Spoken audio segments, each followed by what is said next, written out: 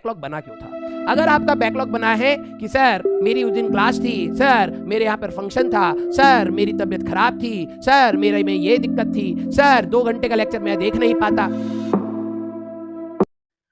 भाई सिर्फ लेक्चर देखने से, ध्यान से सुनना मेरी बात, सिर्फ लेक्चर देखने से आपकी रैंक नहीं आएगी, आप चाहे कहीं पे पढ़ लें, ठीक है। आप क्लास अटेंड कर ले किसी की भी, ऑफलाइन ऑनलाइन, अगर आपने घर जाके कलम नहीं चलाई तो आपका सिलेक्शन नहीं हो सकता। एक टीचर आपको सिर्फ मार्गदर्शन कर सकता है लेकिन आपकी रैंक नहीं निकालेगा। रैंक आपको पढ़ के ही निकालनी पड़ेगी। मेजॉरिटी कंट्रीब्यूशन आपके खुद का डिसिप्लिन का होता है, कंसिस्टेंसी का होता है।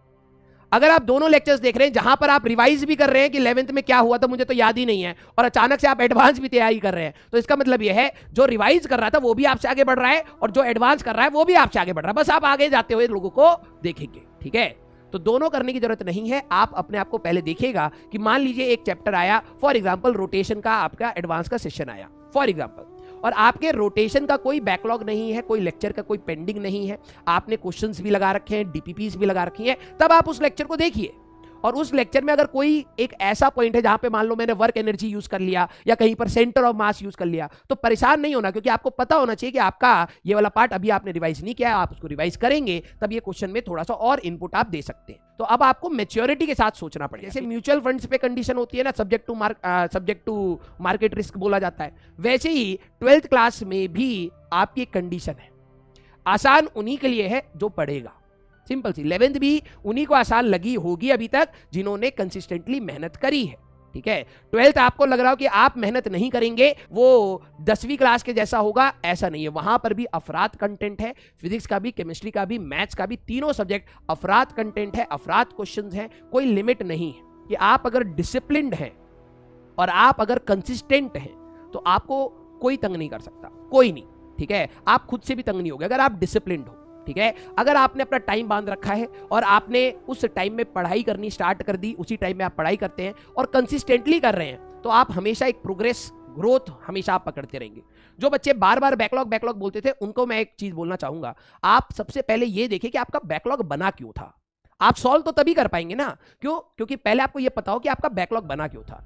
अगर आपका बैकलॉग बना है कि सर मेरी उस दिन क्लास थी, सर मेरे यहाँ पर फंक्शन था, सर मेरी तबीयत खराब थी, सर मेरे में ये दिक्कत थी, सर 2 घंटे का लेक्चर मैं देख नहीं पाता, अगर आपके ये पर्सनल इश्यूज हैं तो बैकलॉग फिर से बनेगा आपका, क्योंकि एक्चुअली में आपने अपना एटीट्यूड चेंज नहीं करा, ठीक है। आपने अपना एटीट्यूड चेंज नहीं करा, आप सिर्फ बैकलॉग का सॉल्यूशन चाहते हैं लेकिन उसके एटीट्यूड को नहीं देख रहे।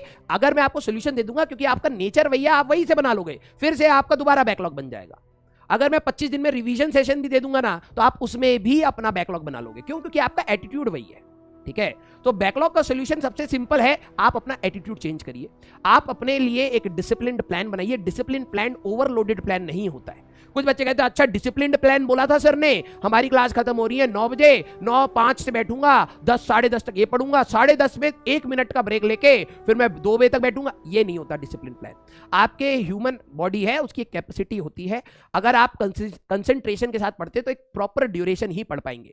अगर आपकी सिटिंग कैपेसिटी 6 घंटे की है, आप उसको धीरे धीरे बढ़ा सकते हैं। आप सीधे 9 घंटे का प्लान बनाएंगे, आप 6 घंटा भी नहीं पढ़ पाएंगे, ठीक है। तो आपको अपनी प्रॉब्लम्स को समझना पड़ेगा, तभी आपका बैकलॉग हटेगा, अदरवाइज बैकलॉग कोई और नहीं हटा सकता। सिंपल सी बात। आप अपने नोट्स से, कई बार आपको ये बात पता लग चुकी है, ठीक है। कई बच्चे होते हैं कि दूसरे ने कैसे नोट्स बनाए हैं वो मिल जाए बस। बेटा नोट से रैंक नहीं आती, दिमाग से आती है भाई, ठीक है। एक बच्चा बहुत सुंदर नोट्स बनाता है, कई बार उसके मार्क्स नहीं आ रहे होते, और कई बच्चे होते हैं नोट्स नहीं बना रहे होते, दिमाग काम चला रहे होते हैं, उनके मार्क्स आ रहे होते हैं। आपका मेन गोल है मार्क्स लाना। अगर आपकी रिटेनिंग कैपेसिटी अच्छी है तो आपके नोट्स में से प्लस माइनस थोड़े बहुत पॉइंट मिस भी हो रहे हैं, कोई गलत बात नहीं है, आपको उसका लोड नहीं लेना है। ये देखा देखी कल्चर बनता जा रहा है कि भाई टॉपर नोट्स चाहिए। अरे टॉपर नोट्स कुछ नहीं होते भाई, टॉपर नोट्स वो होते हैं जो आपके काम आए। आप जब टॉपर बनोगे तो आप क्या क्या चीजें लिखते वो होते हैं, तो वो आप पहले पढ़ेंगे तभी तो बनाएंगे ना।